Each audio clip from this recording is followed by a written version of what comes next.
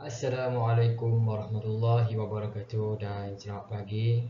Pertama sekali kepada anak-anak pelajar di Ketam 4. Alhamdulillah pada pagi ini cikgu akan menerangkan berkaitan dengan ayat tunggal dan juga ayat susunan sonsang dalam pelbagai ayat. Ya. Pertama kita nak tengok standard kandungannya 5.3, iaitu memahami dan menggunakan ayat yang sesuai dalam pelbagai bidang. Terusnya mengenal pasti dan menggunakan ayat tunggal, susunan biasa dan susunan sonsang, dan ayat majmuk dengan betul mengikut konteks. Baiklah, kali ini saya akan menerangkan hanya setakat ayat susunan biasa dan susunan sonsang sahaja. Manakala ayat majmuk akan saya terangkan di kelas yang akan datang. Baik, yang pertama kita tengok apa itu ayat sonsang. Anak-anak semua, ayat sonsang ialah susunan ayat yang predikatnya telah dikedepankan, iaitu mendahului subjek. Tujuan membawa bahagian predikat ke hadapan ayat adalah untuk memberi penegasan. Biasanya kalau kita lihat ayat susunan biasa, subjeknya di depan. Contoh, subjeknya Ahmad, katakan Ahmad bermain bola. Ahmad bermain bola.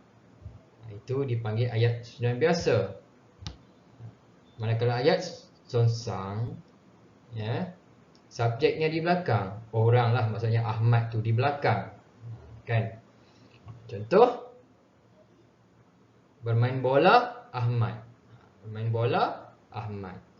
Itu contoh yang mudah lah. Kita akan lihat contoh yang lain. Selain itu, ayat sonsang juga dalam bahasa Melayu ada dua proses mendepankan subjek dalam ayat sonsang. Yang pertama, kita boleh mendepankan seluruh predikat. Yang kedua, kita boleh mendepankan sebahagian daripada predikat. Sekejap lagi kita akan tengok macam mana yang dikatakan nak mendepankan sebahagian dan seluruh. Ini kita lihat pendepanan seluruh predikat. Cuba lihat di sebelah kiri ini susunan biasa. Susunan biasa, ya. Pelajar itu sangat rajin. Susunan sonsang, sangat rajin pelajar itu. Ini seluruh predikat yang kita bawa. Rasa buah itu enak sekali. Enak sekali rasa buah itu. Pegawai itu masih belum sampai. Masih belum sampai pegawai itu. Razak sungguh bernasib baik. Sungguh bernasib baik Razak. Pendaki itu berjaya juga akhirnya. Berjaya juga akhirnya pendaki itu. Jadi kita buat seluruh predikat. Ini dipanggil pendepanan seluruh predikat. Subjek dia, inilah pelajar itu. Predikat dia sangat rajin. Jadi kita tukar saja predikat, seluruh predikat, maknanya predikat itu kita bawa ke depan seluruhnya. Contoh lain, kita mendepankan frasa kerja dan pendepanan frasa sendi nama. Yang ini pun boleh juga. Contoh, contoh. Ini ayat biasa. Kanak-kanak itu berlari-lari di padang. Okey. Cuba kita lihat pendepanan frasa kerja. Dalamnya ada frasa kerja kan? Frasa kerja ni berlari-lari. Jadi berlari-lari itu kita ke depan kan? Berlari-lari, kanak-kanak itu di padang. Kanak-kanak itu kita tukar dengan, maksudnya kita bawa ke belakang. Kita meletakkan kata kerja atau frasa kerja itu di hadapan. Lalu membentuklah ayat susunan sonsang. Manakala di padang ni kita kekalkan. Ayat pendepanan frasa sendi nama.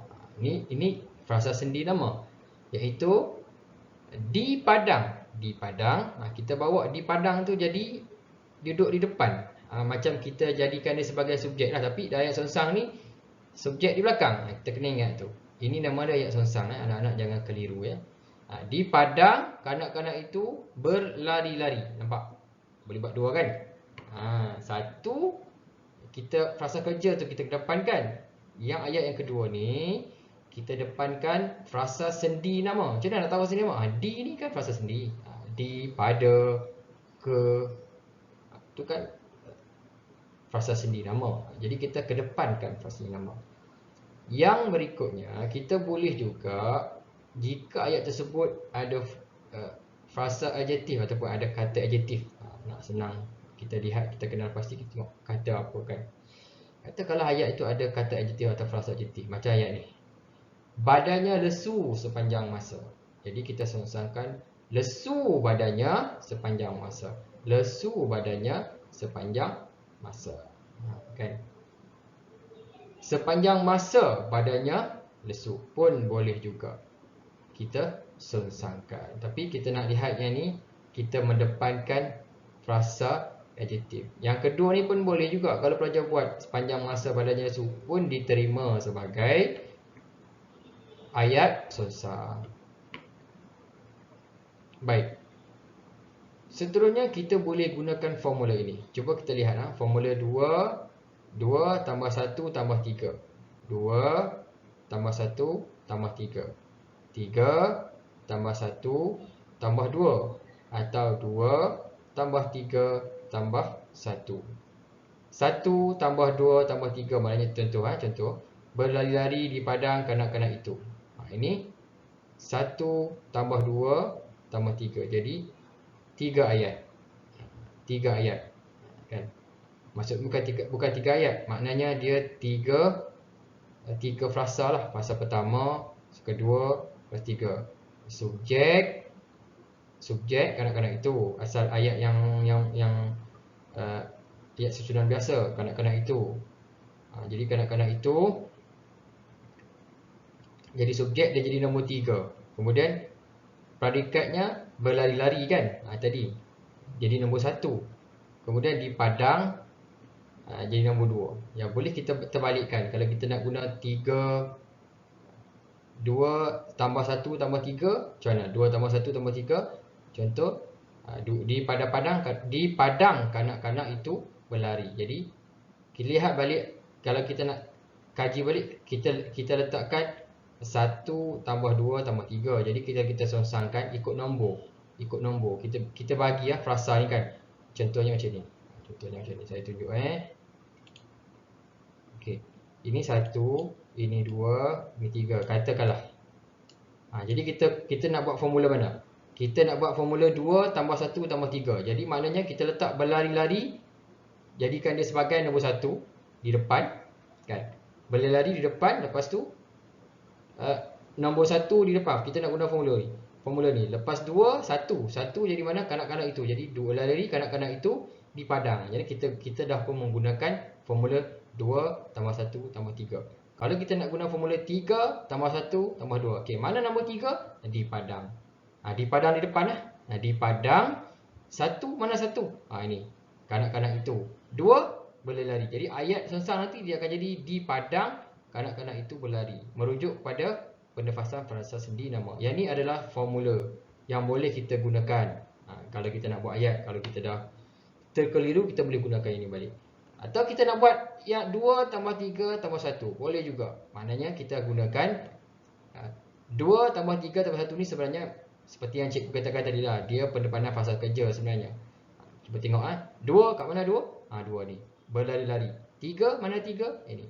Kita penggalkan. Kita memenggalkan setiap frasa. Frasa 1, frasa 2, frasa. Ini dia punya frasa lah kan. 2 tambah 1. 2 tambah 3 tambah 1. Pun boleh.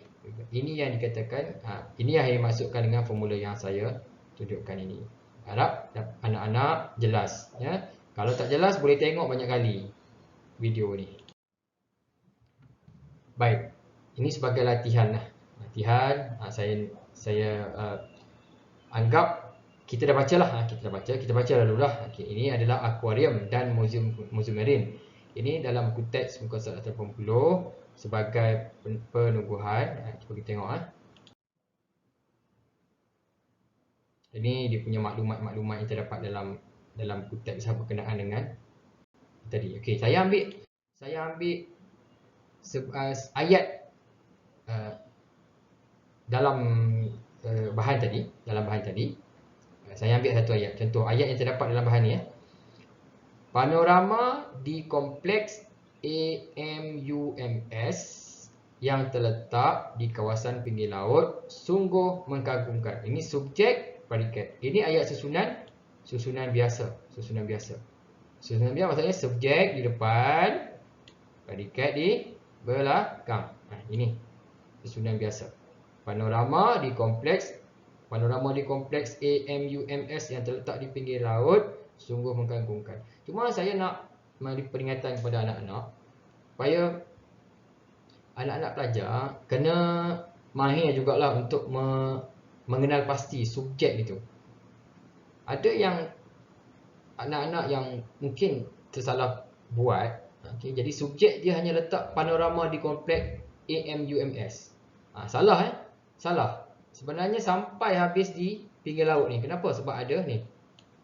Ada kata panjangan yang ni. Jadi habiskan dia. Predikat ayat ialah sungguh mengagumkan. Baik, kita lihat. Kita nak buat sonsang yang mana? Yang mana yang mudah? Kita lihat. Contoh, ini jawapannya. Susunan sonsang. Sungguh mengagumkan panorama di kompleks AMUMS yang terletak di kawasan pinggir laut. Okay, saya tak tukar pun perkataan-perkataan dalam ni. Macam mengagumkan ni kita kekalkan mengagumkan. Tak perlu nak tukar dikagumkan, dikagumi dan sebagainya. Itu dah jadi maksud lain dah. Kita tak perlu tukar pun perkataan yang terdapat ni. Ini maksud sonsang. Jangan keliru dengan ayat ataupun ayat pasif. Senang cerita, ayat kata kerja aktif ataupun ayat yang selalu kita buat, kita tukar aktif pasif. Jadi pelajar pergi tukar mengagumkan jadi dikagumkan. Sepatutnya tak perlu tukar, kekalkan saja. Kita hanya bawa ini. Kita bawa predikatnya tadi. Kita nak guna formula mana tadi pun boleh. Macam ini pendepanan apa? Pendepanan seluruh predikat pun boleh. Ini maksudnya pendepanan seluruh predikat. Senang kan?